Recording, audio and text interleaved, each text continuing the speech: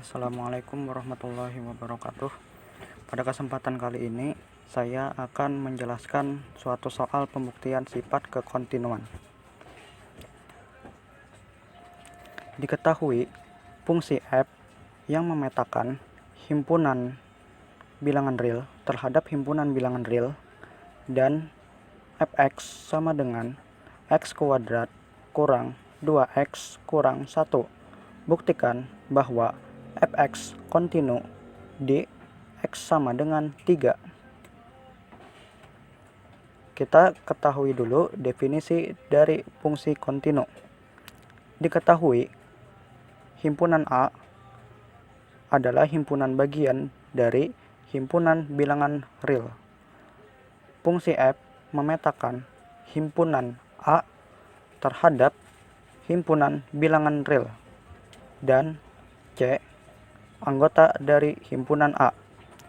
Kita mengatakan bahwa f kontinu pada C jika diberikan epsilon lebih dari 0, ada delta lebih dari 0, di mana jika X adalah titik pada himpunan A yang memenuhi mutlak dari X kurang C kurang dari delta, maka mutlak dari fx kurang fc kurang dari epsilon.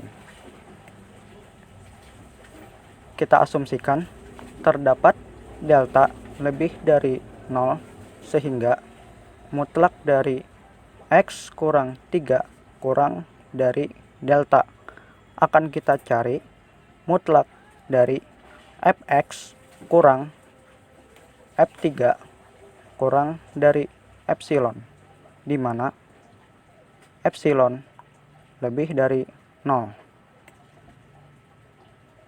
Kita akan memulai pencarian dari mutlak fx kurang f3 sama dengan fx-nya adalah x kuadrat kurang 2x kurang 1 dikurang f3, yaitu 3 kuadrat kurang 2 kali 3 kurang 1.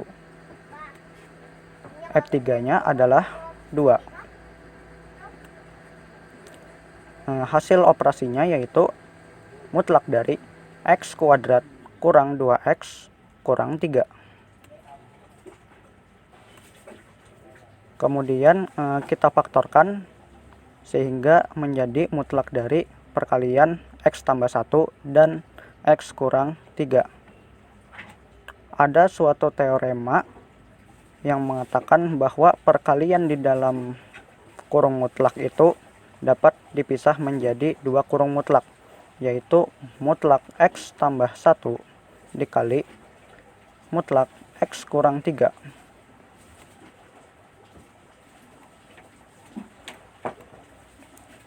Kemudian kita jadikan mutlak x tambah 1 itu supaya memuat x kurang 3. Sehingga dijadikan x kurang 3 ditambah 4. Berdasarkan teorema ketaksamaan segitiga, mutlak dari x kurang 3 ditambah 4 diubah menjadi buka kurung mutlak dari x kurang 3 ditambah mutlak dari 4. Untuk di sebelah kirinya kita jadikan tanda kurang dari atau sama dengan. Nah, untuk menyelesaikan persoalan ini, deltanya kita batasi, yaitu delta kurang dari atau sama dengan 1. Sebelumnya kita asumsikan bahwa mutlak dari x kurang 3 kurang dari delta, sehingga untuk di bawahnya ini x kurang 3 nya kita ubah menjadi delta, tetapi untuk di sebelah kirinya itu kita ubah menjadi tanda kurang dari.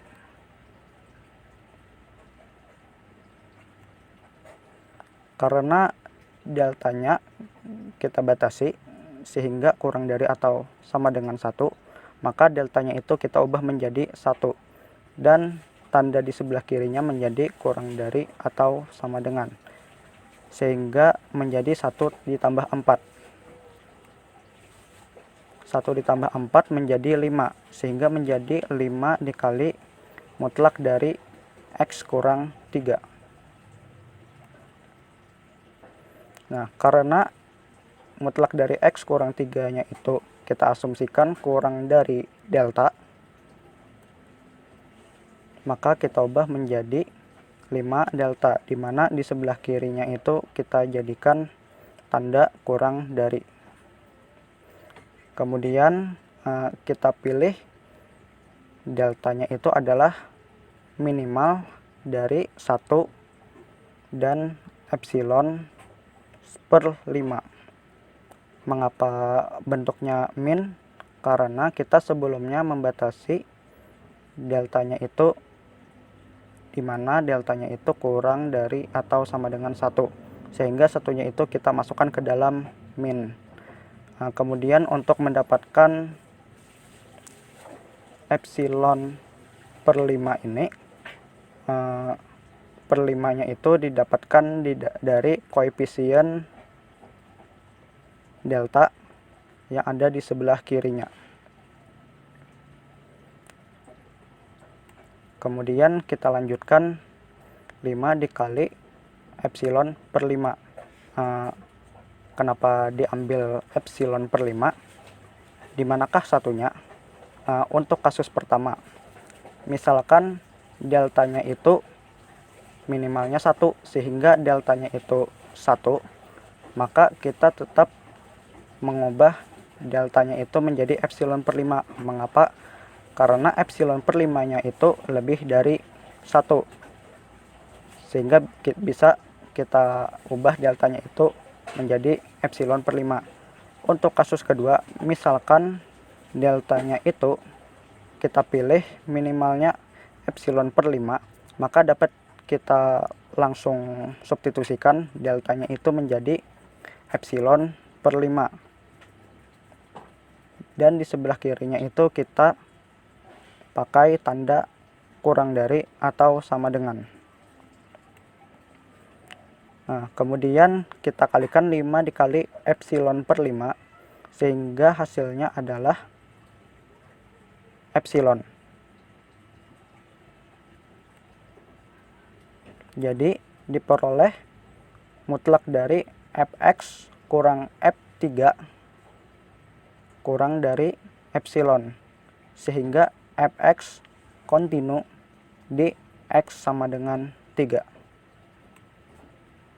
Berikut referensi yang saya ambil untuk penyelesaian soal tadi. Ya, terima kasih atas perhatiannya. Semoga bermanfaat. Wabillahi taufik wal hidayah. Wassalamualaikum warahmatullahi wabarakatuh.